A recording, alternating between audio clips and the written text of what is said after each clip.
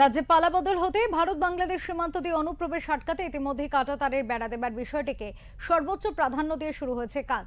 জলপাইগুড়ি জেলার অধীনে থাকা 3টি অঞ্চলে এই কাজ করার জন্য যখন প্রস্তুত জেলা প্রশাসন, ঠিক সেই মুহূর্তে বাদ সেধেছে ভারতের 100তম সংবিধান।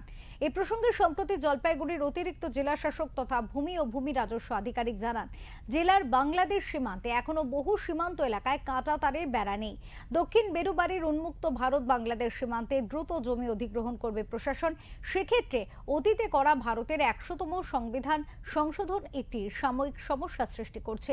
এই বিষয়টি সংশ্লিষ্ট মহলকে অবগত করা হয়েছে। রাজ্য থেকে মানচিত্র এলেই জমি অধিগ্রহণ প্রক্রিয়া সরকারিভাবে রূপায়িত করা হবে বলে জেলা ভূমি রাজস্ব আধিকারিক হরিশ রশিদ জানিয়েছেন।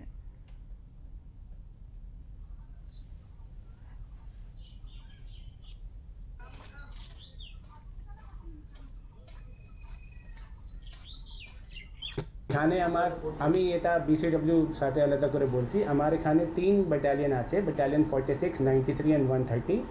ওখানে 46 जो আছে ওখানে অলরেডি একটা টি গার্ডেন আছে, টি গার্ডেন মন্দারবাড়ি নাম, আমি তুমি মন্দারবাড়ি একটাই টি গার্ডেন আছে। ওখানে আমাকে বেশি জায়গা নিতে হবে না, টি গার্ডেন সাথে আমার অলরেডি মিটিং হয়ে গেছে। কালকে আমার টি গার্ডেনে ভিজিট আছে, টি গার্ডেন বলেছে ওটা দিয়ে দেবে, ওটা সলভ হয়ে যাবে।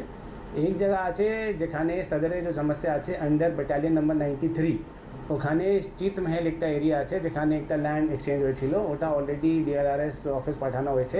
ওখানে অনেক বড় জিনিস আছে, ওটা হয়েছিল 100 কনস্টিটিউশনাল অ্যামেন্ডমেন্ট উপরে, ওটা খুব ইউনিক জিনিস আছে।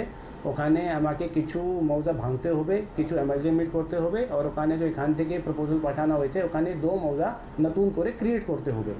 ও উপরে যখন থেকে ডিএলআরএস ওখানে কাজ চলছে, আমি কালকে একটু খবর নিলাম ওখানে কাজ চলছে। ওখানে যখন শেষ হলে আমাকে শিট দিয়ে দেবে তখন আমি ওখানে কাজ শুরু করব। বাকি তিসরা 130 আছে ওখানে বেশি কিছু কাজ নেই, কিছু কিছু এনওসি ওখানে অলরেডি এসেছে। আমি আমার এলএ সেকশনকে অলরেডি বলে দিয়েছি, ডিএম স্যার भी ওটা ইনস্ট্রাকশন দিয়ে দিয়েছেন যে ওখানে যত এনওসি আছে ওটা আমি কিনে তাড়াতাড়ি বিএসএফকে হ্যান্ড ওভার করবো।